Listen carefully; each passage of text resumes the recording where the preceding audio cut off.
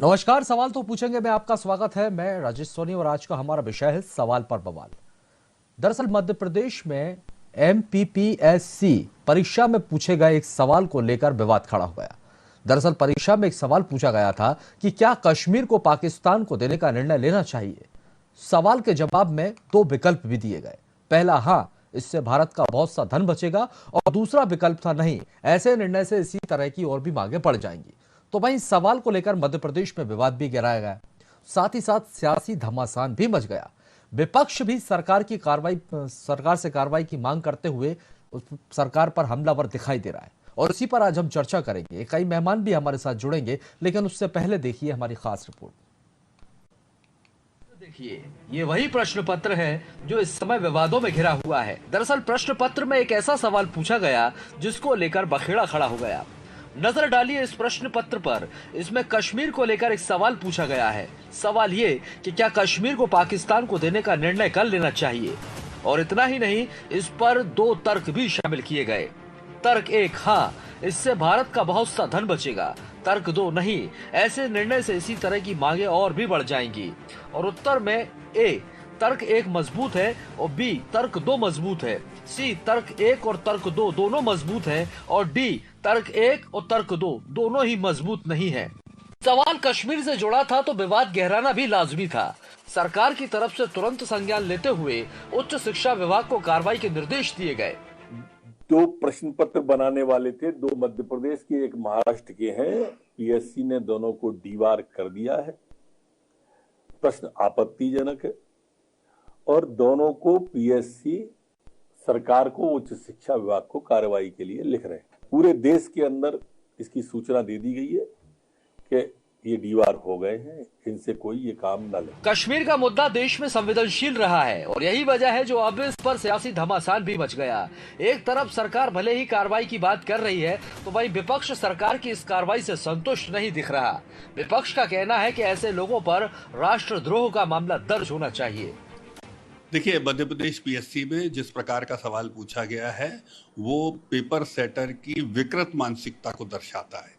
कश्मीर के लिए हमारे नेता शहीद हुए हैं, हमने 370 को हटाया, 35A का विषय आप देख रहे हैं, लगातार हमने उसको सॉल्व किया है। उसके बाद इस प्रकार के सवालों का बनाया जाना अपने आप में घृणित काम है, और इसीलिए पीएससी के अधिकारियों ने सख्त एक्शन लिया है। उस व्यक्ति को निकाल बाहर किया है। जिंदगी में कभी वो पेपर सेट नहीं कर पाएगा।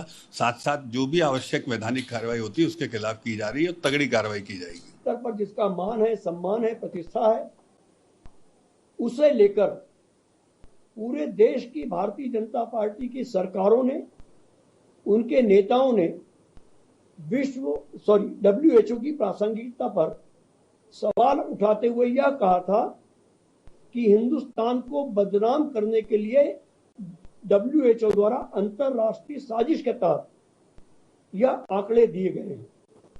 तो जब एक तरह WHO की प्रतिष्ठा को हम मान ही नहीं रहे हैं अपने स्वार्थों के लिए, वहीं दूसरी ओर इस तरह के प्रश्न क्रमांक 47 पर पूछ पर WHO का हम अपमान कर रहे हैं या सम्मान कर रहे हैं। जो भी पेपर सेटर हैं, हम उनसे पूछना चाहेंगे कि क्या उन्होंने इस तरह के राष्ट्र विरोधी प्रश्न का चयन करने के पहले प्रश्न पत्र में देश के प्रधानमंत्री माननीय नरेंद्र मोदी जी, गृह मंत्री माननीय अमित शाह जी, मध्य प्रदेश के मुख्यमंत्री माननीय शिवराज सिंह चौहान जी और मध्य प्रदेश के गृह मंत्री माननीय नरोत्तम मिश्रा जी से परामर्श किया था क्या? यदि उनकी सहमति से ये प्रश्न पूछे गए हों तो हमें कोई लेना देना नहीं है, मगर उनकी सहमति से यदि ये प्रश्न नहीं पूछे गए हों तो हम इन चारों महत्वपूर्ण देश और प्रदेश के महान नेताओं से निवेदन करना चाहेंगे कि वह ऐसे राष्ट्रद्रोही प्रश्न पूछने वालों के खिलाफ राष्ट्रद्रोह का मुकदमा दर्ज करें। और यदि नहीं करते हैं, मैं वापस उनके पाले में बॉल फेंकना चाह रहा हूं कि यदि वो नहीं करते हैं तो यह माना जाएगा कि इन चारों लोगों के संरक्षण से मध्य प्रदेश लोक सेवा आयोग में यह प्रश्न पूछे गए जो राष्ट्र विरोधी हैं, राष्ट्रपिता के खिलाफ हैं, WHO के खिलाफ हैं। एमपीपीएससी की परीक्षा में एक विवादित बयान से बखेड़ा तो खड़ा हो गया है और आनन फानन में सरकार की तरफ से भी कार्रवाई के निर्देश दे दिए गए। आयोग की तरफ से भी पेपर बनाने वालों को डीवॉर कर दिया गया। ऐसे में आरोपियों पर की गई कार्रवाई कई सवालों के घेरे में है। सवाल ये कि आयोग की तरफ से जो कार्रवाई की गई क्या वो काफी है? सवाल ये कि क्या यह राष्ट्रद्रोह का मामला बनता है? सवाल ये भी कि इस तरह के सवाल प्रश्न पत्र में शामिल करने के पीछे क्या एजेंडा हो सकता है? Bureau report, BIP news. तो मध्य प्रदेश पीएससी को लेकर जो सवाल किया गया, सवाल जो शामिल किया गया है कश्मीर पर सवाल। देखिए, कश्मीर बहुत ही संवेदनशील हो जाता है, चाहे बात धारा 370 की जाए या फिर लगातार कश्मीर को हमने लेकर देखा है कि देश में किस तरह से सियासत भी देखने को मिली है। अब जब मुद्दा कश्मीर का था तो सियासत भी लाजमी थी। यही वजह है कि अब आरोप प्रत्यारोप का दौर भी शुरू हो गया। खैर, इसी पर हम आगे बढ़ेंगे। चर्चा में कई मेहमान हमारे साथ हैं। पहले हम मेहमानों का परिचय आपसे करवाते हैं। हमारे साथ अभय प्रताप सिंह जी हैं जो कि भारतीय जनता पार्टी का पक्ष रखेंगे। आपका बहुत बहुत स्वागत है। शिवम शुक्ला जी कांग्रेस का पक्ष रखने के लिए हमारे साथ हैं। आपका भी बहुत स्वागत है। और साथ ही माधुरी शर्मा जी हैं जो कि समाज सेवी हैं। मैडम, आपका भी बहुत स्वागत है। आप सभी मेहमानों का स्वागत करते हैं। लेकिन पहला सवाल अभय प्रताप सिंह जी, सर, इस तरह का जब सवाल पूछा जाता है तो जाहिर सी बात है ये राष्ट्र नीति का सवाल है और समझ से परे हो जाता है कि ये सवाल आखिर पीएससी में क्यों पूछा गया, और कहीं ना कहीं जो पेपर सेटर है इनकी कुंठित मानसिकता को भी ये दर्शाता है।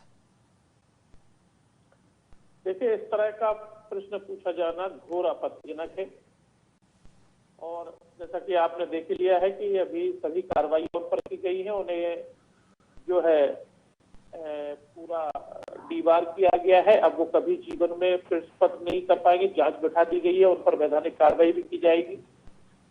भारतीय जनता पार्टी सदैव से ही, आपने देखा होगा, उनके हमारे पहले राष्ट्रीय अध्यक्ष श्यामा प्रसाद मुखर्जी ने तो कश्मीर को लेकर बलिदान दिया था। और अभी धारा 370 भारतीय जनता पार्टी ने हटाई। हमारे गृह मंत्री माननीय अमित शाह जी ने लोकसभा में बयान है कि कश्मीर के लिए हम जान भी दे सकते हैं, पीओके के लिए। तो इसलिए इस तरह का एक प्रश्न करना यह बहुत ही घृणित मानसिकता को दर्शाता है। पूरी तरह से कार्रवाई की जाएगी और उन्हें जो ब्लैक लिस्टेड भी किया गया है। अब वो एक महाराष्ट्र एक एमपी के हैं, उनको चूंकि नियम के मुताबिक उनके नाम उजागर नहीं किए जा सकते। ठीक है, डीवार आपकी तरफ से किया गया है, अब पेपर नहीं बना सकेंगे, कार्रवाई की है, एक्शन लिया है, मानते हैं। लेकिन विपक्ष इस कार्रवाई से संतुष्ट दिखाई नहीं दे रहा है। विपक्ष का यह कहना है कि राष्ट्रद्रोह का मामला दर्ज होना चाहिए। तो क्या ये राष्ट्रद्रोह का मामला बनता है? वो मैं आपसे कह रहा हूँ कि जांच के आदेश दे दिए गए हैं, जांच के आदेश हो रहा है। वैकल्पिक तौर पर जो कार्रवाई की जा सकती थी वो कर दी गई है, उन्हें जो है ब्लैक लिस्टेड कर दिया गया है। और जो क्योंकि पीएससी संस्था है, भारतीय जनता पार्टी हमेशा से देखा होगा आपने कि ऐसी संस्थाओं में हस्तक्षेप नहीं करती है और इसी का परिणाम है कि इस तरह के लोग अगर कहीं कोई गलती करते हैं तो तुरंत त्वरित कार्रवाई भी करती है। इसलिए भारतीय जनता पार्टी ने ये सरकार ने तुरंत कार्रवाई की है। माननीय गृह मंत्री जी का भी आपने वर्जन सुनी लिया है और उन पर जो है वैधानिक जो कार्रवाई बनती होगी वो की जाएगी, इसमें कोई दोहराई नहीं है। शुभम शुक्ला जी, आपके पास आऊंगा। शिवम शुक्ला जी, माफ कीजिए। शिवम जी, आपके पास आऊंगा। यदि सरकार ने एक्शन लिया, मामला जैसे ही संज्ञान में आया, आनंद फानन में सरकार एक्शन लेती है, तुरंत कार्रवाई की जाए, उन्हें डीवॉर कर दिया गया, आप क्यों संतुष्ट दिखाई नहीं दे रहे हैं? और फिर जांच का विषय है, सरकार का ये कहना है आपकी तरफ से यदि राष्ट्रद्रोह की बात की जा रही है, अगर जांच में ऐसा कुछ निकल कर सामने आएगा तो कार्रवाई करेंगे। जी नमस्कार सोनी जी। सबसे पहले एक मैं अंग्रेजी की सूक्ति है उसको दोहराना चाहूंगा जिसमें कहा जाता है कि truth has many versions, lie has many versions while the truth has one. और भारतीय जनता पार्टी अब जबकि एक प्रकार से राष्ट्र के बारे में इनकी जो मानसिकता है एक बार पुनः से उजागर हुई है, तो यह तरह तरह की बातें कर करके एक प्रकार से जो कई जो दोषी है जिनके ऊपर इन्होंने कार्रवाई की है उनको निशाना बना करके अपना पल्ला झाड़ते हुए नजर आ रहे हैं। देखा जाए तो भारतीय जनता पार्टी की जो मानसिकता कश्मीर या फिर देश के जो सीमा सुरक्षा से जो अन्य मसले हैं उनके बारे में लगातार इसी प्रकार की रही है। इन्होंने विभाजनकारी ताकतों को बढ़ावा देने का काम किया है और यह आरोप प्रत्यारोप दूसरे पे लगाते हैं। कश्मीर के मामले में मुझे मुझे याद आता है कि 2001 की आगरा समिट की गई थी अटल बिहारी वाजपेयी और जो पाकिस्तानी उस वक्त के डिक्टेटर थे परवेज मुशर्रफ, उस वक्त भी अटल बिहारी वाजपेयी भारत का एक बड़ा हिस्सा कश्मीर के लिए कश्मीर का एक बड़ा हिस्सा भारत का जो भाग है उसको पाकिस्तान के लिए छोड़ने वाले थे, और जिस पर भी तब उस वक्त विपक्ष ने आपत्ति दर्ज कराई थी और अंततः वह समिट भी फेल हुई थी। लेकिन भारतीय जनता पार्टी की जो यह मानसिकता है, इनका इस देश के बारे में जो विजन है, यह जिस प्रकार से हमारे देश की अखंडता और संप्रभुता के ऊपर निरंतर आघात करते रहते हैं, वह रह रह के कुछ क्षणों में बाहर आ जाता है, और यह प्रकरण भी उसी का एक उदाहरण मात्र है। ठीक है, आपको यह लगता है कि इसके पीछे सरकार की मंशा है? सरकार को आप जिम्मेदार ठहरा रहे हैं, बीजेपी को जिम्मेदार ठहरा रहे हैं? स्वाभाविक सी बात है, बीजेपी की तरफ से हमेशा कही जाती है। स्वाभाविक सी बात है, एमपीपीएससी का जो बोर्ड है उसमें कई भारतीय जनता पार्टी के नेता भी बैठे हुए हैं। आपको अगर जानकारी के लिए मैं बता दूं, भारतीय जनता पार्टी की राष्ट्रीय जो युवा मोर्चा की कार्यकारिणी सदस्य हैं भक्ति शर्मा, वह स्वयं एमपीपीएससी के बोर्ड की सदस्य हैं। तो इस प्रकार से जो भी निर्णय लिए जाते हैं, इनका साफ तौर पर कहना है कि उसमें सरकार का हस्तक्षेप नहीं होता, लेकिन इन संस्थानों में भारतीय जनता पार्टी ने अपनी विचारधारा को मानने वाले लोगों को भर के रखा है। और अगर इस प्रकार की गलतियां हो रही हैं, आप बताइए, राष्ट्रीय अखंडता, राष्ट्रीय संप्रभुता का जो इतना बड़ा मसला है, हमारे आजादी की बात से हमारी कई सरकारों ने, कई नेताओं ने इस मसले के लिए अपनी जान दिया है, अपना लहू बहाया, तमाम संसाधनों को हमने वहां इन्वेस्ट किया है। हमारी फौज, हमारी सीमा सुरक्षा बल के लोग रोज वहां अपनी शहादत देते हैं ताकि उस भाग को, हमारे भारत माता के उस एक महत्वपूर्ण कोने को बचा के रखा जा सके। और इस प्रकार का प्रश्न मध्य प्रदेश जैसे राज्य की एक छोटी सी परीक्षा नहीं है ये, आप समझिए इसमें करोड़ों अभ्यर्थी भाग लेते हैं, लाखों की संख्या में छात्र इसकी तैयारी करते हैं। तो आप इस बात को समझिए कि यह कहीं ना कहीं उस संस्थान की क्या मानसिकता है, उस पर बैठे लोगों की क्या मानसिकता है, उसको ही प्रदर्शित कर रहा है। ठीक है, मानसिकता को तो यहाँ पर दर्शाता ही है। मैं अभय प्रताप जी आपके पास आऊंगा, लेकिन पहले माधुरी जी का एक रिएक्शन लूंगा। माधुरी जी, आप तक आवाज पहुंच रही है? माधुरी जी, आप तक आवाज पहुंच रही है?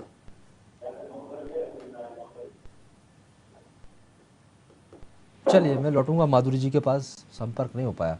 अभय प्रताप जी, जिस तरह से ये आरोप बीजेपी कांग्रेस की तरफ से लगाया जा रहा है, सरकार का हस्तक्षेप होता है, क्या वाकई क्या माना जाए, कोई एजेंडा का हिस्सा है, इसके पीछे कोई एजेंडा काम कर रहा है?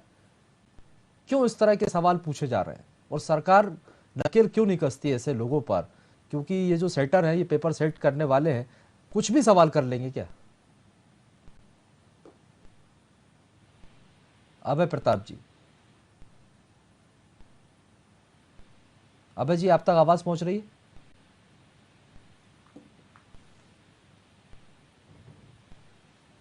चलिए, अभय जी के पास भी वापस लौटूंगा, जुड़ने की कोशिश करेंगे, माधुरी जी के पास भी जुड़ने की कोशिश करेंगे। हमारे साथ शुभम जी जो है वो लगातार बने हुए हैं। शुभम जी, क्या वाकई ये माना जाता है, आप ये समझते हैं कि जिस तरह आपने सरकार पर आरोप लगाए हैं कि हस्तक्षेप कहीं ना कहीं होता है, राष्ट्रवाद का जिक्र किया जाता है, लेकिन जो वहां पर पेपर सेटर बैठे हुए हैं वो सरकार से पूछकर थोड़ी ना पेपर बनाते हैं? देखिए, सबसे महत्वपूर्ण बात, इस प्रकार की मानसिकता के लोगों को एमपीपीएससी जैसे महत्वपूर्ण परीक्षा का जो संस्थान है उसमें एंट्री की जा रही है, तो जाहिर सी बात है कहीं ना कहीं वह सरकार के हितैषी रहे होंगे, सरकार के जो भी विचारधारा है उसको मानने वाले लोग रहे होंगे, और उसको एक बार वह पुनः प्रदर्शित कर रहे हैं। और मसला यहाँ पे सिर्फ यह जो कश्मीर का है उसके बारे में प्रश्न नहीं पूछा गया है, सीधे सीधे जो हमारे राष्ट्रपिता हैं आदरणीय महात्मा गांधी जी, उनकी जो एक अहिंसा की जो नीति है, जिस प्रकार से उसको वह प्रदर्शित करते थे, उसके ऊपर भी प्रश्नवाचक चिन्ह इस पेपर के माध्यम से लगाए जाने का प्रयास किया जा रहा है।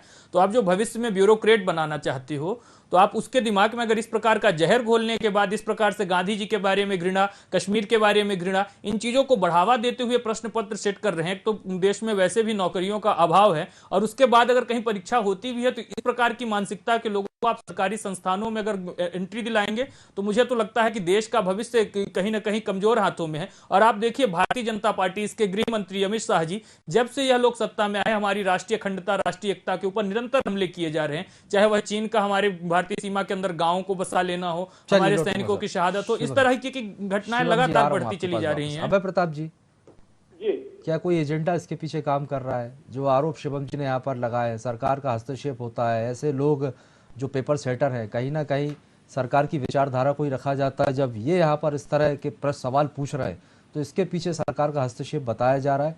वाकई ये किसी एजेंडा का हिस्सा है? गंभीर आरोप।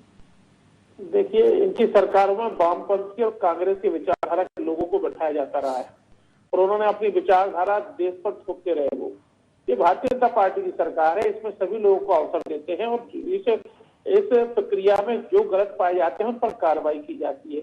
ये मुझे अच्छा लगा। ये कांग्रेस के हमारे साथी कश्मीर पर अब इतनी अच्छी बातें करने लगे हैं, जिन्होंने कश्मीर में 370 धारा लागू कराई थी, जिन्होंने कश्मीर में इसका नरसंहार कराया।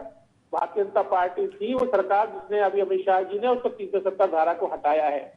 इसलिए अब ये जो राष्ट्रवाद की बात करने लगे हैं, इन्होंने कभी राष्ट्रवाद की बात नहीं करी। इन्होंने ही पाकिस्तान देश का बंटवारा स्वीकार किया, उसके बाद भारत में ये इन्होंने सत्ता संभाली। इसलिए इस तरह की बातें करना इनका दो मुही बातें हैं। भारतीय जनता पार्टी की सरकार ने सभी को पारदर्शिता से मौका दिया, लेकिन किसी शिक्षक ने इस तरह की गलती की है तो उसको डीबार किया है, पूरे जीवन भर के लिए ब्लैक लिस्टेड किया है। उस पर कार्रवाई की जाएगी, विधि संबंध जो कार्रवाई बनती है पूर्णतः की जाएगी। चलिए, कार्रवाई की जाएगी। शुभम जी क्या कह रहे थे? जी, अभय प्रताप सिंह जी एवं उनकी पार्टी, एक अंग्रेजी का एक और शब्द है परपेचुअल लायर, ये लोग वही हैं। इनकी जो कथनी और करनी में एक स्पष्ट अंतर हर बार दिखाई देता है। यह बात कर रहे हैं कश्मीरियों का नरसंहार किया गया, तो जो उस समय पर सरकार थी, संवित सरकार थी, उसमें अटल बिहारी वाजपेयी विदेश मंत्री हुआ करते थे और उसी दौरान कश्मीर में नरसंहार किया जा रहा था। जगमोहन जो उस समय पर कश्मीर के राज्यपाल बनाए गए थे, उनको भारतीय जनता पार्टी का समर्थन हासिल था। तो आखिर उस वक्त जब नरसंहार किया जा रहा था तो नैतिक आधार पर इन्होंने सरकार से समर्थन वापस क्यों नहीं लिया? इन्होंने क्या ठोस प्रयास किए कि कश्मीरियों को वहां से पलायन करने से रोका जा सके, उनको सुरक्षा और संरक्षण प्रदान किया जा सके? और आज यह आरोप कांग्रेस पर लगाने का काम कर रहे हैं। और इसके कश्मीर तो शुरुआत से ही देखा है हमने, सियासत के केंद्र में रहा है। मैं लौटूंगा आप दोनों के पास। माधुरी शर्मा जी हमारे साथ जुड़ गए। माधुरी जी, आवाज पहुंच रही है आपको? हाँ जी, आ रही है सर। माधुरी जी, आपसे ये समझना चाहूंगा, आप कैसे देखते हैं जिस तरह से ये सवाल जो प्रश्न पत्र में पूछा गया है, और हालांकि सरकार ने एक्शन लिया है और विपक्ष के भी अपने ही आरोप हैं, विपक्ष इस कार्रवाई से संतुष्ट नहीं दिखाई दे रहा है, दोनों के अपने अपने तर्क हैं, आप कैसे देखते हैं? निश्चित ही ये वाला जो सवाल है, ये युवाओं में भय, भ्रम और भ्रांति पैदा करने वाला सवाल है। इस बात को बहुत ही गंभीरता से विचार करने की आवश्यकता है कि पेपर को तैयार करने वाले बुद्धिजीवियों की आखिर इस तरीके के प्रश्न को प्रश्न पत्र में शामिल करने की क्या मंशा रही होगी। क्या वह आज के युवाओं का ध्यान हिस्ट्री, राजनीति शास्त्र, अर्थशास्त्र जैसे विषयों से दूर करना तो नहीं चाहते, या इस तरह के प्रश्नों पर वे बवाल मचे, इस तरीके के प्रश्नों को लेकर ऐसी दोनों पार्टियों को लेकर या अदर पार्टियों को लेकर इस तरीके के बवाल मचते रहे और बुद्धिजीवियों को घेर कर ये मीडिया डिबेट करती रहे और जो देश की जो अन्य समस्याएं हैं उन पे लोगों का ध्यान न जाए, वगैरह वगैरह, कुछ तो इसके पीछे मंशा रही होगी। या ये भी कहा जा सकता है कि प्रश्न पत्र बनाने वालों की जो जिम्मेदारी जिनको दी गई थी वो लायक ही नहीं थे। उनके विचार वो या ये प्रश्न पत्र को सेट करने में उन्हें किस तरीके प्रश्नों का चयन करना चाहिए, वो इसको सही चयन नहीं कर पाए, है ना। इस तरीके की चीजें सामने आती है। वैसे अगर बोला जाए तो एमपीपीएससी परीक्षा में ये विवादास्पद प्रश्न पूछने की यह पहली घटना नहीं है। इसके पूर्व भी एग्जाम में इस तरीके के विवादास्पद प्रश्न पूछे गए हैं, जिस पर चाहे बीजेपी सरकार हो या अन्य सरकार हो, सभी ने विरोध प्रदर्शन किया है और उस पर न्याय दिलवाया है। जैसे 12 जनवरी 2020 को एमपीपीएससी परीक्षा में ही ये एक भील जनजाति के ऊपर ऐसी आपत्तिजनक प्रश्न किया गया था, जिसमें खंडवा के विधायक राम दांगरू जी ने प्रश्न उठाया था। इसके बाद मामला सुर्खियों में आया और इस पर बहुत विरोध प्रदर्शन हुआ। ऐसे 2013 में भी एमपीपीएससी प्रीलिम्स एग्जाम में 16 विवादित प्रश्न शामिल किए गए थे। बाद में उन विवादित प्रश्नों को भी रद्द कर बाकी विषयों को भी अंकों के आधार के नतीजे घोषित करने का निर्णय हुआ था। पूछना और सोचना, ऐसे प्रश्न महत्वपूर्ण है जिससे विद्यार्थी सिद्धांत और अपने अनुभव को जोड़ते हुए प्रश्न का जवाब पूछ सके। इस तरह के सवालों को युवाओं के सामने रखना कहां तक तर्कसंगत है, यह विचारणीय है। आखिर इस विषय का मूल्यांकन किस आधार पर किया जाना है, यह तय किया जाना है। इस तरह का पूछना ही क्यों, जिसका उत्तर आकलन। ठीक है अभय प्रताप जी, इस तरह के सवालों का मूल्यांकन नहीं किया जाता और पूछ लिए जाते हैं, और पहला मामला नहीं है, इससे पहले 16 ऐसे सवालों का जिक्र यहाँ पर माधुरी शर्मा जी कह रही हैं। और जो आरोप यहाँ पर दोनों ही सियासी दलों पर उनका लगाया हुआ है, उनका ये कहना है कि कहीं ना कहीं एक सियासी एजेंडा का कोई हिस्सा है, सियासत चाहते हैं इस पर। अभय प्रताप जी, अभय जी आवाज मिल रही सर आपको? चलिए, अजय जी से संपर्क टूट गया। शिवम जी, क्या वाकई दोनों ही राजनीतिक दल यहाँ पर जुड़े हुए हैं? ठीक है, आप सरकार की खामियों को उजागर करते हैं, लेकिन यहाँ पर जो बड़ा सवाल है वो युवाओं से जुड़ा हुआ सवाल है। इस तरह के सवाल पूछे जाते हैं। आपके शासनकाल में भी पीएससी की परीक्षाएं होती रही हैं, उस समय पर भी कई मामले निकलकर सामने आए, तो क्या ये सियासत का हिस्सा है? देखिए, सबसे महत्वपूर्ण बात है कि हमारे शासनकाल में पीएससी पीएससी परीक्षाएं होती थी। आज आपको पीएससी की परीक्षाएं हो जाना भी अपने आप में एक बड़ी घटना हुआ करती है और सुर्खियां बनती हैं उस चीज को लेकर के, ये अलग बात है। बहरहाल आप इस बात को समझिए कि भारतीय जनता पार्टी की जो मानसिकता है वह चाहे हमारे देश के विरोध में हो, संविधान के विरोध में हो, इसकी संस्थाओं के विरोध में हो, वह निरंतर प्रदर्शित होती रहती है। उसके माध्यम बदल सकते हैं और यह महज एक उदाहरण मात्र है जो वर्तमान की घटना एमपीपीएससी को लेकर के घटी हुई है। ऐसा भी नहीं है कि इससे पूर्व हमारे देश में इस प्रकार की घटनाएं, हमारे प्रदेश में इस प्रकार की घटनाएं भारतीय जनता पार्टी के शासनकाल में नहीं हुई हैं। तो इनका एक मानसिकता और एक एजेंडा है जिसको यह निरंतर आगे बढ़ाते रहते हैं। माधुरी जी ने बताया ही 2009 में, 2013 में, 2016 में, 2019 में निरंतर कई वर्षों में किस प्रकार से विवादास्पद प्रश्न पूछे गए। तो यह एक बार की गलती तो नहीं हो सकती, यह एक संस्थानगत त्रुटि है जिसको भारतीय जनता पार्टी ने कहीं ना कहीं अपनी एक विचारधारा को आगे बढ़ाने के लिए उस संस्थान में ऐसे लोगों की भर्ती करके बढ़ाया है ताकि इस प्रकार से जो चीजें हैं उनको विभाजनकारी ताकतों को बढ़ावा दिया जा सके। और यह आरोप दूसरों के ऊपर लगाते हैं टुकड़े टुकड़े गैंग। राष्ट्रभक्ति का सर्टिफिकेट बांटने का जो काम है यह इन्होंने स्वयं के दल को दे रखा है, और जबकि सबसे राष्ट्र विरोधी लोग, सबसे ज्यादा राष्ट्र विरोधी ताकतें इनके साथ एसोसिएटेड हैं। और इसका परिणाम है कि एमपीपीएससी में ऐसे प्रश्नों को हम देख रहे हैं और इसी प्रकार के ब्यूरोक्रेट्स को आगे बढ़ाया जाएगा जो इस प्रकार की मानसिकता को शासन व्यवस्था में आने के बाद जनता को दबाते हुए, हमारे राष्ट्रीय हितों से समझौता करते हुए भारतीय जनता पार्टी की यह जो मानसिकता है उसको आगे बढ़ाएंगे। निश्चित तौर पर राजनीति को लेकर सवाल है और राष्ट्रवाद की लगातार बात की जाती है और जिस तरह से ये सवाल पूछा गया है और इस पर बवाल होना भी लाजमी हो जाता है। बहुत बहुत शुक्रिया आप सभी मेहमानों का हमारे साथ जुड़ने के लिए और बातचीत के लिए। तो आपको बता दें कि कश्मीर को लेकर जो सवाल एमपीपीएससी में किया गया उसको लेकर बवाल जो है वो लगातार अब प्रदेश में बढ़ता जा रहा है। सियासी रूप इसने ले लिया है। सत्ता पक्ष और विपक्ष दोनों ही आमने सामने, हालांकि सरकार की तरफ से एक्शन लेते हुए कार्रवाई की गई लेकिन विपक्ष यहां पर संतुष्ट नजर नहीं आ रहा है। विपक्ष के कई गंभीर आरोप हैं। विपक्ष ने यह भी बताया ये कहीं ना कहीं सरकार के एजेंडे का कोई हिस्सा है। चलिए अभी जांच की बात है, सरकार की तरफ से जांच की बात कही जा रही है। जांच में क्या कुछ निकलकर सामने आता है ये देखने वाली बात होगी। फिलहाल के लिए बहुत बहुत शुक्रिया और आगे की खबरों के लिए आप लगातार बने रहिए वीआईपी न्यूज के साथ।